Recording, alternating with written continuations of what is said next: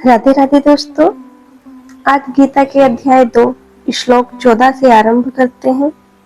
मात्रा स्पर्शान्तु कौन्ते शीतोष्ण सुखद खदा आगमाप्यो न नित्यम स्थान्त इस्तवा भारता।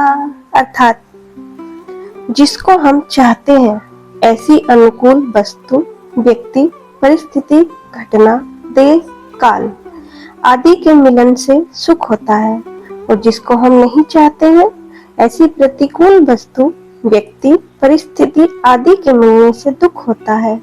यहाँ अनुकूलता प्रतिकूलता कारण है और सुख दुख कार्य है। वास्तव में देखा जाए तो इन पदार्थों परिस्थिति में इतना सामर्थ्य नहीं कि ये सुख दुख दे सके। मनुष्य इनके साथ संबंध जोड़कर इनमें अनुकूलता प्रतिकूलता की भावना कर लेता है, जिससे ये सब चीजें सुख दुख देने वाली दिखने लगती है। साधक से यह बहुत बड़ी भूल होती है कि वह बदलने वाली दशाओं को देखता है पर स्वयं को नहीं देखता, दशा को स्वीकार करता है पर स्वयं को स्वीकार नहीं करता। दशा अर्थात सिचुएशन, दशा पहले भी नहीं थी और पीछे भी नहीं रहेगी। जो दिखता है वह भी दशा है, और जो देखने वाली बुद्धि है वह भी दशा है। बुद्धि दशा कैसे है? आपने जो अपने परिवार, वातावरण, आंखों से दिखे दृश्य से संजोया है वह आपकी बुद्धि बनी, अर्थात आपकी दशाएं ही आपकी बुद्धि है। यम हिम्ना व्यनस्तने पुरुषम पुरुषव्रवै सम दुःख सुखम धीरम शून्यम तत्वाए कल्पते। भगवान कहते हैं मनुष्य प्रायः परिस्थितियों को बदलने का ही विचार करता है, जो कभी बदली नहीं जा सकती और जिसको बदलना संभव ही नहीं है। धीर मनुष्य सुख दुख में समान रहते हैं। सुख होने पर सुखों की अनुभूति करता है, वह दुख होने पर ज्ञान प्राप्त करता है। तात्पर्य यह हुआ कि अंतकरण में सुख दुख का ज्ञान होने से वह स्वयं सुखी या दुखी नहीं होता। ऐसा धीर मनुष्य अमरता के योग्य होता है।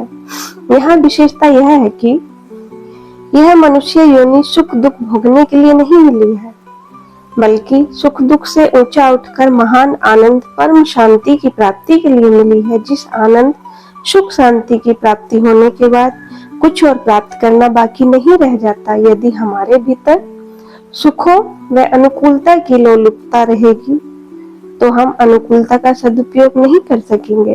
अर्थात कहने का तात्पर्य है, जब परिस्थिति आपके फेवर में हो उसका सदुपयोग आप कैसे करें। जब आप सुखी रहें तब आप उसका सदुपयोग कैसे करें। अनुकूलता सदुपयोग शक्ति हमें प्राप्त ही नहीं होगी। कारण क्या है? अनुकूलता सदुपयोग करने की शक्ति अनुकूलता के भोगने में खर्च हो जाएगी, जिससे सिर्फ भोग ही होगा, परंतु निर्वाह बुद्धि से उपयोग करते हुए अर्थात सुखों को भोगते हुए उस सुख सामग्री को अभावग्रस्तों की सेवा में लगा दे तो यह अनुकूलता सदुपयोग हुआ। अतः सुख सामग्री को दुखियों का ही समझे, उस पर दुखियों का ही हक है। मान लो कि हम लखपति हैं तो हमें लखपति होने का सुख होता है, अभिमान होता है, परंतु यह सब तब होता है जब हमारे सामने कोई लखपति न हो। अगर हमारे सामने हमारे देखने सुनने में जो आते हैं वे सब करोड़पति हो तो क्या हमें लखपति होने का सुख मिलेगा? बिल्कुल नहीं मिलेगा। अतः हमें लखपति होने का सुख तो अभावग्रस्तों ने ही दिया है, दरिद्रों ने ही दिया है। यदि हम मिली हुई सुख सामग्री से अभावग्रस्तों की सेवा न करके स्वयं सुख भोगते रहेंगे तो हम कृतधन्य होते हैं। इसी से सब अनर्थ पैदा होता है। उस सामग्री को दुखियों की सेवा में लगा देना हमारा कर्तव्य होता है। अब विचार यह करना है कि प्रतिकूलता का सदुपयोग कैसे करें, अर्थात जब परिस्थितियां आपके फेवर में ना हो उस समय दुख का या प्रतिकूलता का आप सदुपयोग कैसे करें। दुख का कारण ही सुख की इच्छा या आशा है। हम सुख की इच्छा रखते हैं, अब सुख होगा, अब अच्छी परिस्थिति होगी, वही हमारा दुख का कारण है। प्रतिकूल परिस्थिति दुखदायी तभी होती है जब भीतर सुख की इच्छा होती है।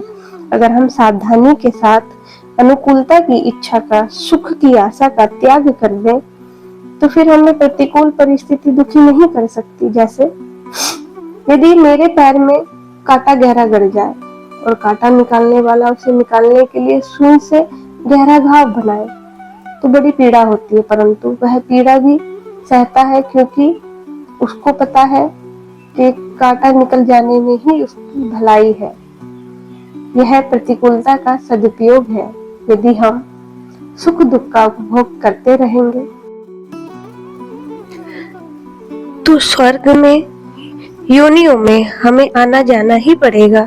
यदि हम सुख दुख में समान नहीं रहते तो मुक्ति के पात्र नहीं बन सकते हैं। धन्यवाद।